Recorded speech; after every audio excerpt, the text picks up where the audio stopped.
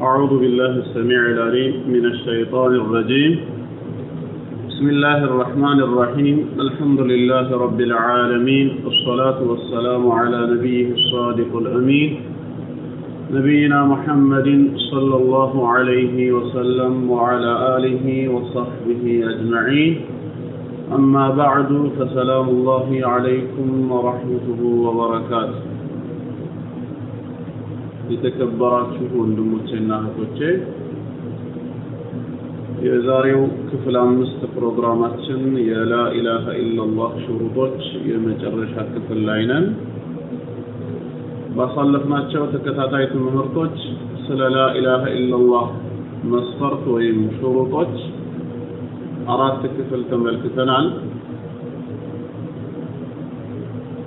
4 የላ ኢላሃ ኢላላህ መስፈርቶችንም አብረን አይተናል። ለማስታወስ ያክል አንደኛ ላ ኢላሃ ኢላላህ አይ ላ ማዕቡደ ቢሐቅ ኢላላህ ከአላህ በስተቀር በእውነት የሚመለክ አምላክ የለም ብሎ የላ ኢላሃ ኢላላህን ምስክርነት የሚሰጥ አንድ የአላህ ባሪያ ትርጉሙን ማዕናውን ማወቅ አለበት። አልዕልም እውቀት ቀዳሚ ነው።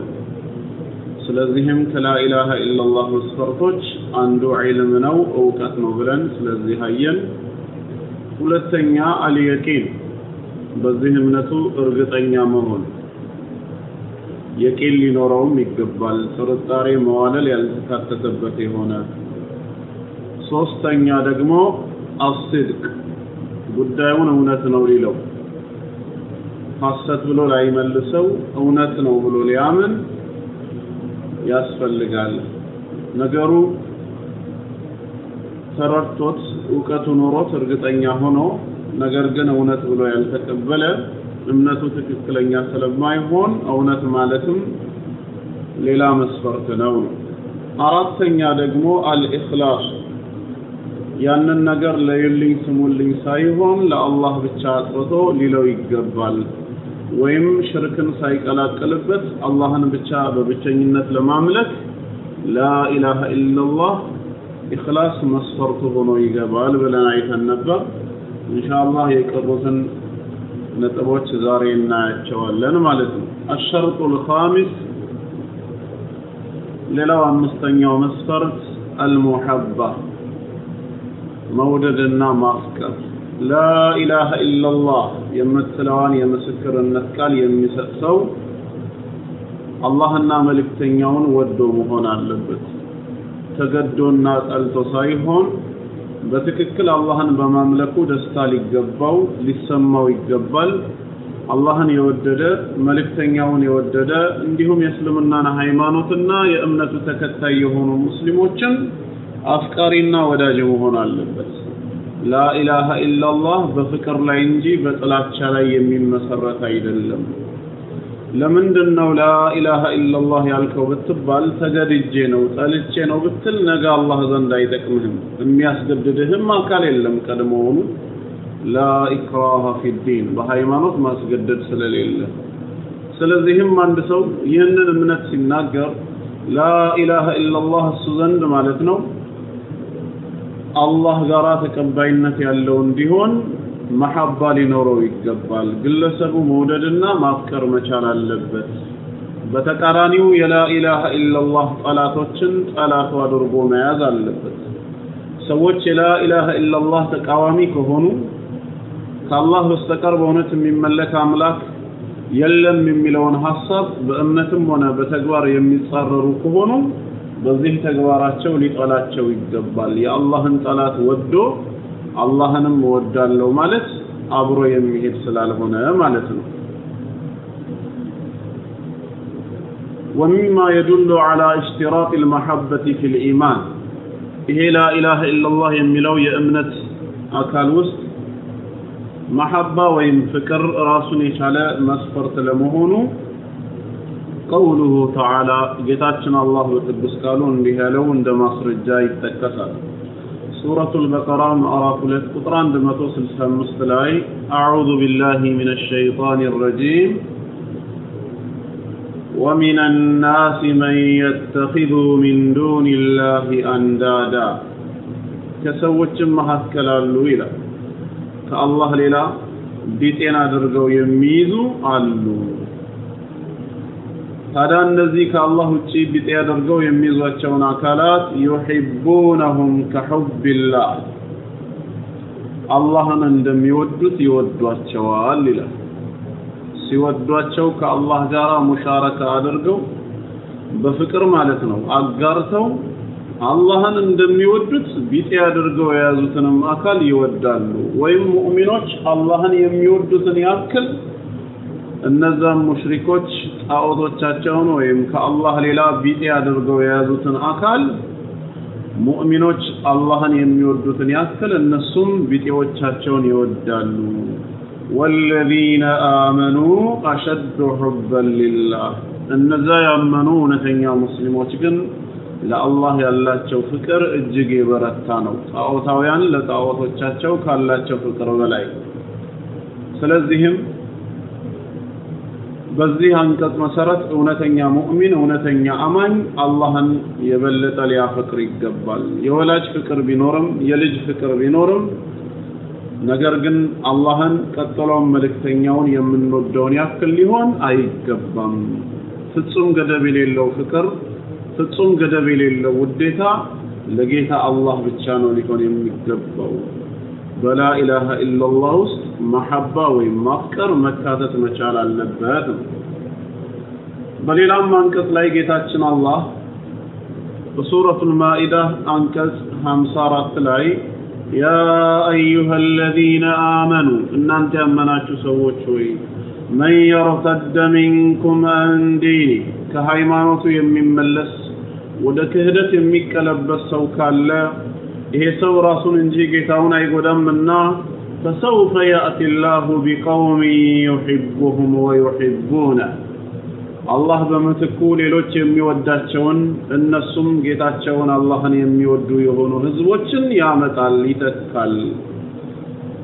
አላህም ይወዳቸዋል እነሱም ጌታቸውን አላህን ይወዳሉ أذلة على المؤمنين أعزة على الكافرين ለምእመናን እጅግ በጣም ዝቅ ያሉና የተናነሱ በከሃዲያን ላይ ግን ፍጹም የበላይና ኃያል የሆኑ ናቸው يجاهدون في سبيل الله والله መንገድ ጠላትን ይታገላሉ ولا يخافون لومة لائم የወቃሽን ወቀሳ በፍጹም አይፈሩም ይላል እናም በዚህ አንቀጽ መሰረት አላህ የሚወዳቸው እነሱም አላህን የሚወዱ የሆኑ ህዝቦችን ያመጣል ሲላን ጌታችን አምላካችን አላህንም መውደድ የላ ኢላሃ ኢላላህ አንድ መስፈርት ነው ወደ ሐዲስም ከመጣን አነስ ኢብኑ ማሊክ ረዲየላሁ ዐንሁ በመዲና 10 ዓመት የአላህ መልእክተኛ ሲያገለግል የነበረው ሱሐባ እንደተናገረው قال رسول الله صلى الله عليه وسلم የአላህ መልእክተኛ እንደዚህ አሉ ثلاث من كن فيه ሶስት ነገሮች በውስጡ የተገኙበት ሰው ወጀደ بهن حلاوة الإيمان እሱም በሶስቱ ነገሮች ምክንያት የኢማንን ጥፍጥና አግኝቷል እነዚህ ከሶስቱ የመጀመሪያው ምንድነው أن يكون الله ورسوله أحب إليه مما سواهما አላህና መልእክተኛው እሱ ዘንድ ከተቀሩ ነገሮች ሁሉ በልጠው የተወደዱ መሆን አለባቸው ከዱንያ ጥቅሞች ወይም ደግሞ ከዘመድ በላይ አላህና መልእክተኛው እሱ ዘንድ ተወዳጅ መሆን አለባቸው አላህና መልእክተኛውን አብልጦ ከወደደ በርግጥም የኢማንን ጥፍጥና ያገኛል ማለት ነው ቡኻሪና ሙስሊም የዘገቡት ሐዲስ ነው ስለዚህም መሐባ ወይም ፍቅር መስፈርት ሆኖ ይካተታል ደግሞስ እንዴት ነው አላህን የማንወደው የፈጠረንና በህይወት ያስገኘን እሱ ነው በዚህ ዱንያ ላይ ይህን ዓለም እንድናይ እንድንቋደስ አድርጎናል ከሁሉ በላይ የሆነውን ኒዕመተል ኢስላም የኢስላምን ኒዕማ ደግሞ ሰጥቶናል ፈሊላሂል ሐምድ ሙስሊም አድርጎ ፈጥሮናልና አላህ ሙስሊም አድርጎ ይግደለን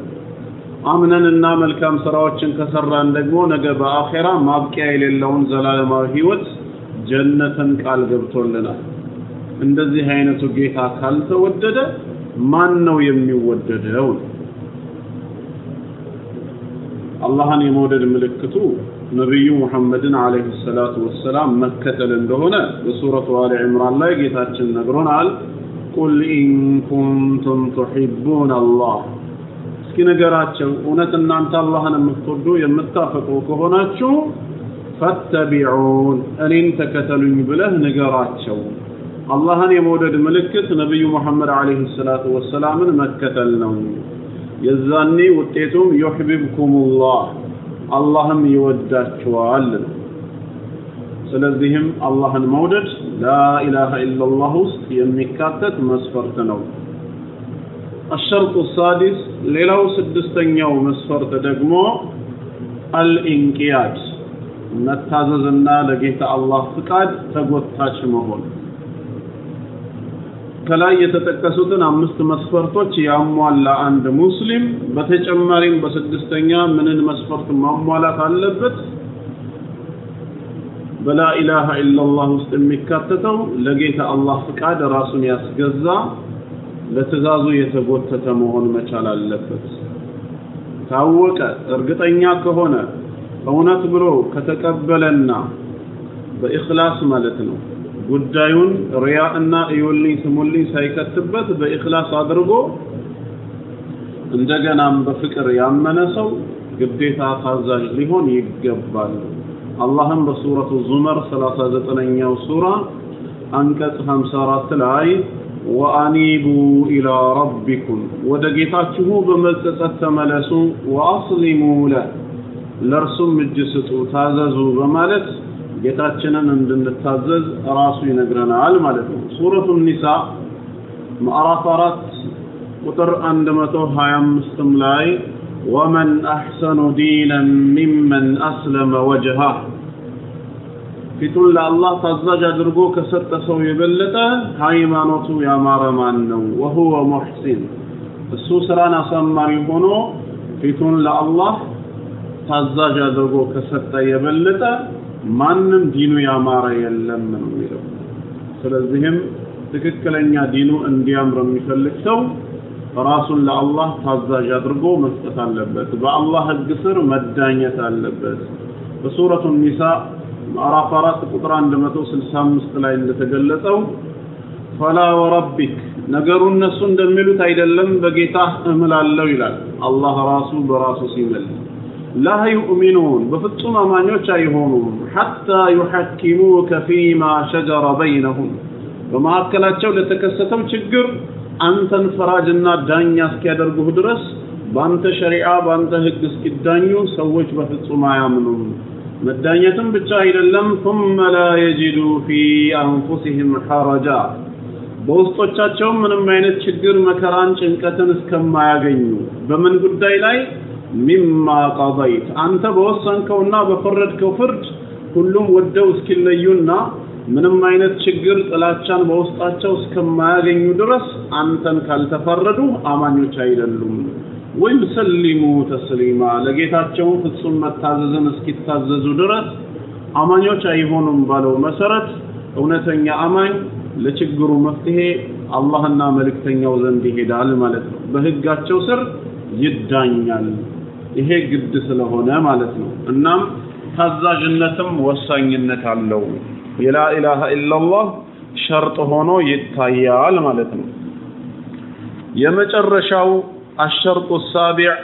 سبعتኛው መስፈርት الكفر بما يعبد من دون الله ከአላህ ውጪ በሚመለክ ከአላህ ውጪ በሚገዙ ነገሮች ደግሞ መካድ لا اله الا الله ብሎ ያመነ ሙስሊም ከአላህ ውጪ ያሉ አምልኮቶች ከንቱ መሆናቸውን ማስተባበል መካድ መቻል አለበት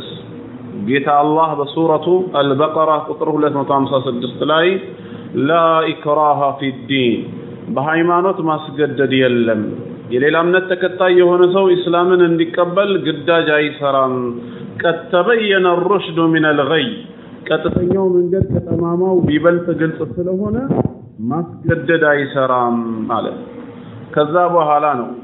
فمن يكفر بالطاغوت ويؤمن بالله በጣዖት የሚክድና በአላህ የሚያምን ሰው فقد استمسك بالعروة الوثقى ጠንካራ የሆነችውን የላ ኢላሃ ኢላላህ የእምነትን ዘለበት በርግጥም ጨብጠዋል ለንፊሳመ ለሃ ምንም አይነት መበጠስ የሌላት ጠንካራ ዘለበት ነችና ይላል ይህንን የላ ኢላሃ ኢላላህ ገመድ ይዟል والله سميع عليم الله سميعنا አዋቂ ጌታ ነው ይላል ይሄን ገመድ መያዝ የሚፈልግ ሰው ከአላህ ውጪ ባለ ነገር መካድ አለበት በአላህ ያምናል ከዛ ውጪ ያለውም እንደገና ከንቱ መሆኑን አምኖ ማስተባበል አለበት ነብዩ መሐመድ አለይሂ ሰላቱ ወሰላም በሐዲስ እንዳስተማሩን من قال لا اله الا الله وكفر بما يعبد من دون الله بلا اله الا الله امننا تناغرو كالله ውጪ በሚመለኩ ነገሮች የካደ ሰው حرم ماله ودمه የዚህን ሰው ንብረት መውረስ ደሙን ማፍሰስ حرام ነው ብለዋል እነዚህን ሰባት መስፈርቶች አሟልተው በላ ኢላሃ ኢላላህ ተራስል ከሚኖሩ መልካም ባሪያዎቹ አላህ ያድርገን جعلني الله وإياكم من الذين يستمعون القول فيتبعون أحسنه والسلام عليكم ورحمة الله وبركاته